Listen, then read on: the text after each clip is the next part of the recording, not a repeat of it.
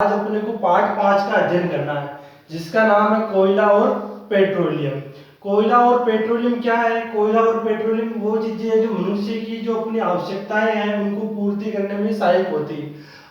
यानी कोयले से अपने को क्या प्राप्त होती है? ऊर्जा यानी ऊष्मा प्राप्त होती है। और पेट्रोलियम भी अपने ऊर्जा का एक साधन है जिसके माध्यम से पेट्रोलियम के माध्यम से अपन यानी वाहनों में काम में लिया जाता है पेट्रोलियम को, और इसके माध्यम से अपन यात्रा कर सकते हैं। तो अब ये जो कोयला और पेट्रोलियम ये क्या संसाधन है। अब इसको अपन संसाधनों की एक बार परिभाषा देख लेते हैं क्या होती है। संसाधन उसे कहते हैं जो चीजें यानी जो वस्तुएं मानव की आवश्यकता की पूर्ति करने में सहायक होती है उसे अपन संसाधन कहते हैं। यानी जो चीजें मनुष्य की आवश्यकताओं की पूर्ति में सहायक होती वो संसाधन कहलाती है। तो यहाँ अपन लिखते हैं यानी जो वस्तुएं मनुष्य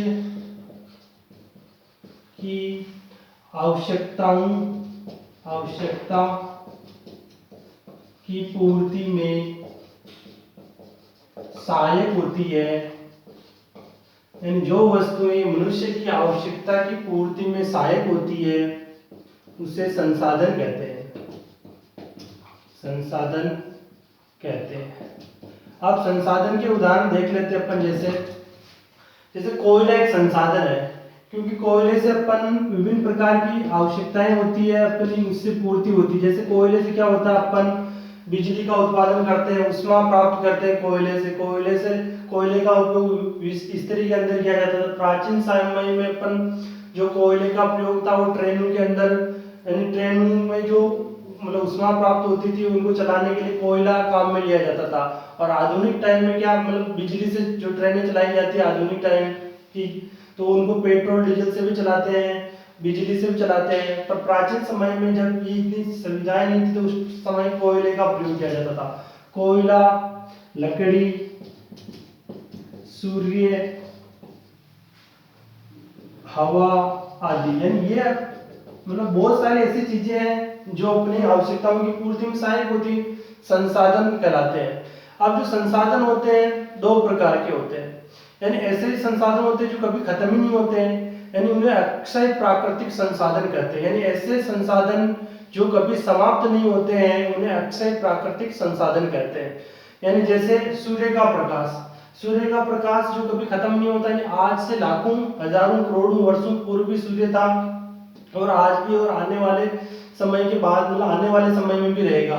तो इसको अपन बोलते हैं अक्षय प्राकृतिक संसाधन। यानी अक्षय प्राकृतिक संसाधन ऐसा संसाधन जो कभी समाप्त नहीं होता है और अपने वापस जो प्रकृति में बरकरार बनाए रहता है, यानी बना रहेगा। तो उससे अपन सूर्य हो गया, हवा हो गया, तो इनको अपन अक्षय प्राकृतिक संसाधन कहते हैं। और जो सूर्य से जो अपने को प्राप्त होती ऊर्जा उसको अपन क्या कहते हैं? सौर ऊर्जा कहते हैं। कौन सी ऊर्जा प्राप्त होती है? सूर्य को अपने को सौर ऊर्जा प्राप्त होती है। फिर उसके बाद पहले इसके बारे में अपन पढ़ लेते हैं कि अक्षय प्राकृतिक संसाधन। अक्षय यानी जो समाप्त नहीं होते, ऐसे संसाधन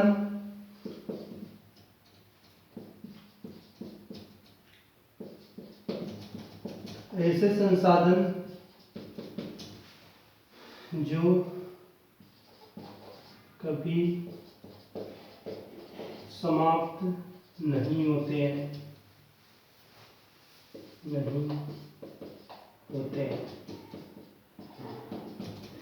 उसे अक्षय प्राकृतिक संसाधन कहते हैं। यानी ऐसे संसाधन जो कभी प्रकृति में समाप्त नहीं होते उससे अपन क्या कहते हैं?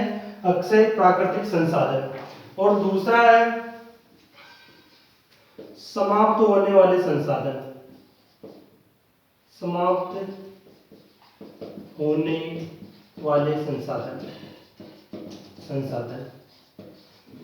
देखो अब समाप्त होने वाले संसाधन यानी ऐसे संसाधन जिससे अपने को भी ऊर्जा तो अपन प्राप्त करते हैं, जिनको अपन काम में तो लेते हैं, पर उनका अगर ज्यादा दोहन किया जाए यानी उसकी मात्रा क्या सीमित है, उनकी मात्रा में क्या हमारे पास सीमित है, तो फिर उनको अपन जैसे ज्यादा यूज में लेंगे तो एक समय ऐसा आएगा जो कि समाप्त हो जाएंगे।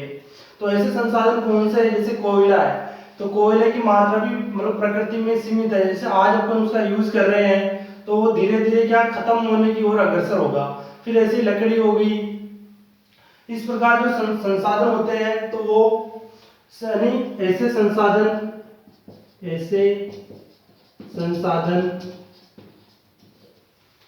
जिनकी मात्रा प्रकृति में सीमित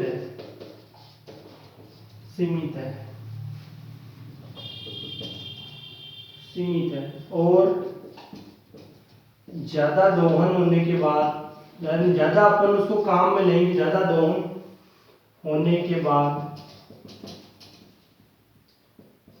वह समाप्त हो जाएंगे।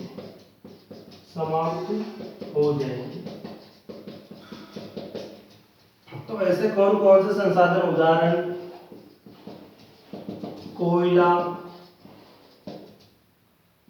कोयला, पेट्रोल,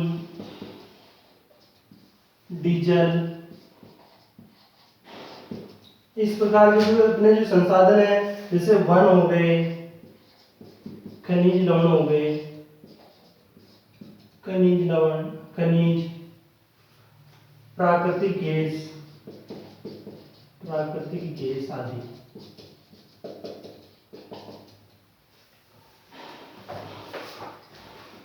एक बार वापस देखते हैं अपने को स्टार्टिंग से ही। संसाधन क्या होता है? वे वस्तुएं जो मनुष्य की आवश्यकताओं की पूर्ति में सहायक होती है, उसे अपन संसाधन कहते हैं। कोयला, लकड़ी, सूर्य, हवा आदि। अक्षय प्राकृतिक संसाधन, ऐसे संसाधन जो कभी समाप्त नहीं होते हैं, उसे अक्षय प्राकृतिक संसाधन कहते हैं। उदाहरण लगा के यहाँ लिख सकते हैं अपन सूर्य, ये सूर्य का प्रकाश। उसके बाद समाप्त होने वाले संसाधन, ऐसे संसाधन जिनकी मात्रा प्रकृति में क्या सीमित है और ज्यादा दोहन के बाद वो समाप्त हो जाएंगे, तो अपन उनको समाप्त होने वाले प्राकृतिक संसाधन कहेंगे। कौन कौन से? कोयला, पेट्रोल, डीजल, वन, खनिज, प्राकृतिक। जैसे वन है, वनों की मात्रा भी अपने पास सीमित है, क्योंकि वनों का उपयोग आजकल अपन विभिन्न प्रकार के जैसे औद्योगिक चीजों के अंदर किया जा रहा है। बस टेबल कुर्सियां, फर्नीचर बनाते हैं अपन जैसे लकड़ी के, तो वनों की लकड़ी को काट कर बनाते हैं, वनों को खत्म कर रहे हैं। यानी जहां जहां लकड़ी काम में आ रही वहां वहां वन समाप्त होते जा रहे हैं। ऐसे ही विभिन्न प्रकार के खनिज है, प्राकृतिक गैसें हैं, तो इनकी मात्रा क्या सीमित मात्रा में है। इसके बाद जो अपना पार्ट है उसमें कोयला है। कोयले का निर्माण कैसे हुआ? अगर आज से लगभग 300 मिलियन वर्ष, यानी कितने लाखों वर्षों पूर्व, जब समुद्र में क्या कि वन थे और वो समुद्र में ज्वालामुखी और विभिन्न प्रक्रियाओं के कारण वन क्या पृथ्वी के अंदर दब गए। पृथ्वी के अंदर दब जाने के कारण उनकी पृथ्वी के अंदर जैसे गर्मी होने के कारण वो वन की जो लकड़ियां थी, विभिन्न प्रकार के जो पदार्थ थे, वो क्या दब के कोयले के रूपांतरित हो गए, कोयले के अंदर वो परिवर्तित हो गए। तो इस प्रकार जो प्राचीन समय में था कोयले का निर्माण हुआ। इन कोयले का निर्माण का जो इतिहास है लगभग 300 मिलियन वर्ष पुराना है। 300 मिलियन वर्ष पूर्व प्राकृतिक पहले वन थे प्रकृति में, वो वन क्या विभिन्न प्रकार की प्राकृतिक क्रियाओं के कारण क्या जमीन में दब गए। जमीन में दबने के कारण वो कई वर्षों तक दबे रहे। तो दबे रहने के बाद उन चीजें क्या हो कोयले में परिवर्तित हो गई। तो अपन इसकी जो परिभाषा लिखते हैं कोयला की, ये लिख सकते हैं। जैसे कोयले के अंदर मृत वनस्पति, मृत यानी जो काफी टाइम पहले मृत वनस्पति के धीमे प्रक्रम द्वारा कोयले में परिवर्तन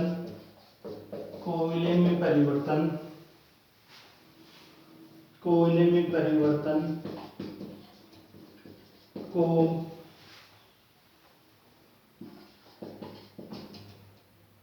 कार्बनीकरण कहते हैं।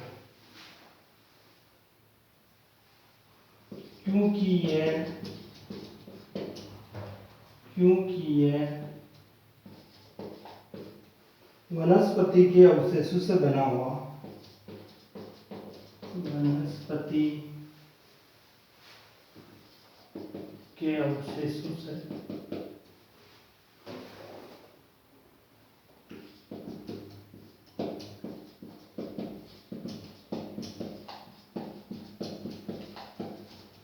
देखो जो कोयले का निर्माण कैसे हुआ, अभी लाखों वर्षों पूर्व क्या हुआ, जैसे वनों के दब जाने से या मृत वनस्पति यानी वनों का दबना, मृत यानी वो काफी टाइम के बाद जमीन के दब गए, तो दबने के बाद मृत वनस्पति के नाम से उसको अपन पहचान सकते हैं। फिर धीमे प्रक्रम के कारण यानी धीरे धीरे प्रोसेसिंग के कारण वो क्या कोयले में परिवर्तित हो गए, और कोयले में परिवर्तन को अपन क्या कहते हैं, कार्बनीकरण कहते हैं।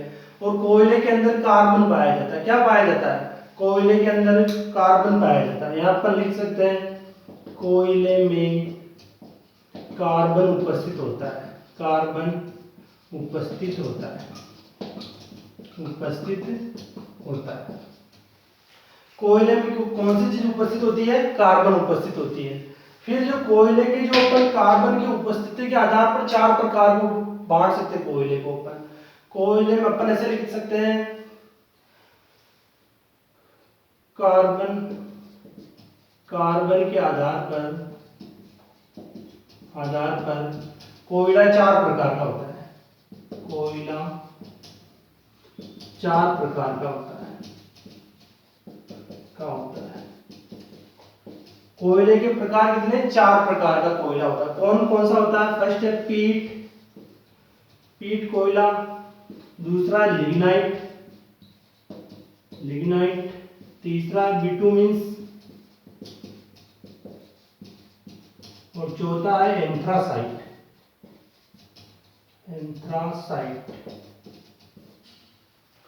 कोयले के चार प्रकार लिखे मैंने यहाँ, यानी चार प्रकार का होता है। पहला पीट, दूसरा लिग्नाइट, तीसरा बिटुमिन, चौथा है एंथ्रासाइट।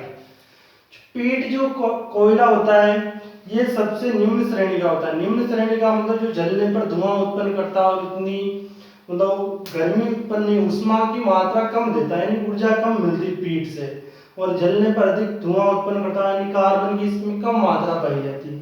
फिर लिग्नाइट क्या पीट से अच्छा होता है, यानी पीट से अच्छा होता है, इसमें अच्छी कार्बन की मात्रा थोड़ी ज्यादा पाई जाती है इसके अंदर, और ये जलने पर थोड़ा यानी पीट की तुलना में थोड़ा कम धुआं उत्पन्न करता है और थोड़ी ज्यादा ऊष्मा प्रदान करता है।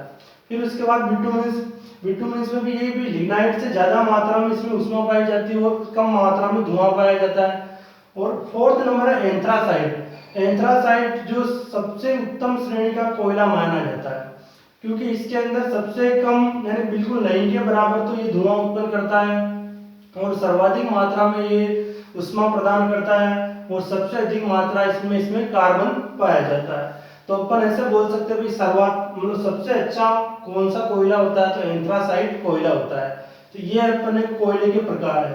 फिर अपने को कोयले के अपर रूपों के बारे में पढ़ना है, जैसे तो कौन कौन से होते हैं उनके बारे में अपने को देखना है। तो उसके बाद देखते हैं फर्स्ट, यानी इसको आपको लिखना है कोयले के बारे में। उसके बाद पढ़ना कोक के बारे में।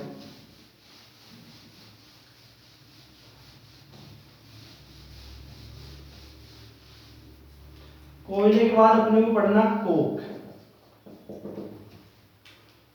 कोक क्या होता है?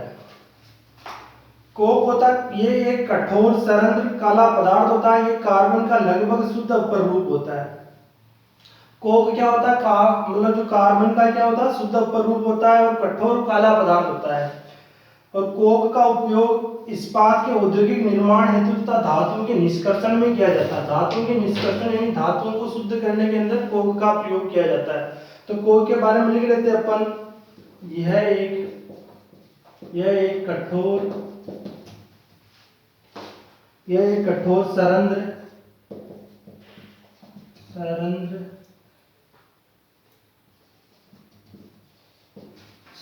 काला पदार्थ है। सरंध्र और काला पदार्थ है।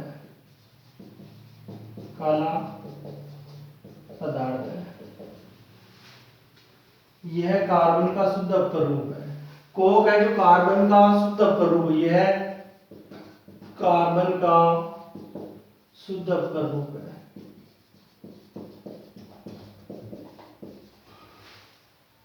और इसका जो निर्माण किया जाता है औद्योगिक, इसका उपयोग ऐसे लिख सकते हैं, इसका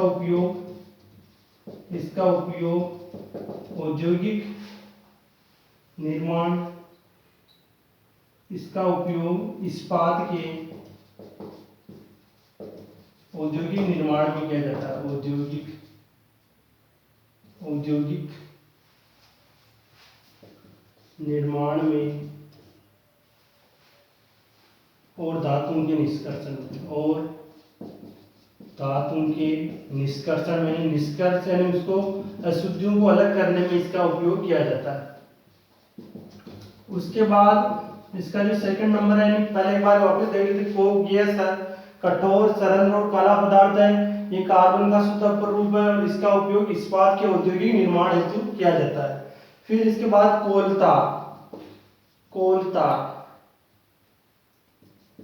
कोलतार भी, ये भी काला पदार्थ ही होता है, ये एक अप्रिय गंध वाला काला द्रव होता है। कोलतार का उपयोग अपन जैसे पुराने समय में जो अपन डामर का नाम सुना होगा आपने, जिस सड़क के निर्माण में जो अपन काम में लेते डामर उस समय जो कोलतार का उपयोग ही किया जाता है डामर बनाने के अंदर। तो अपन ऐसे इसके बारे में लिख सकते हैं, कोलतार को प्राप्त उत्पादों को प्रारंभिक पदार्थों को दैनिक जीवन में विभिन्न प्रकार के औद्योगिक निर्माण में किया जाता है। और जैसे इनको संश्लेषित रंग, औषधियों, विस्फोटक, सुगंध, प्लास्टिक, पेंट, फोटोग्राफी सामग्री आदि में होता है। मौत है वन्य कीटों को भगाने में इसका प्रयोग किया जाता है। जो आजकल जो मतलब पक्की सड़कों का निर्माण किया जाता है, तो उसके पहले तो क्या कोलतार का प्रयोग किया जाता है डामर के अंदर। आजकल जो किया जाता है प्रयोग, पेट्रोलियम उत्पाद बिटुमेंस का प्रयोग किया जाता है। बिटुमेंस के बारे में बताया था मैंने, कोयले का एक प्रकार है बिटुमेंस, तो उसको काम में लिया जाता है।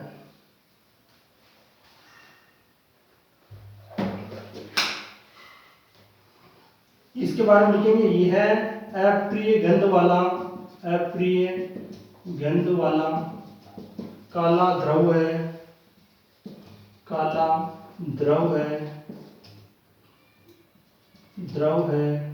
जिसमें लगभग 200 पदार्थों का मिश्रण होता है, लगभग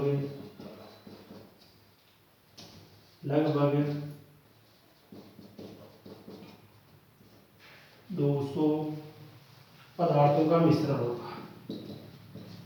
पदार्थों का मिश्रण होता है।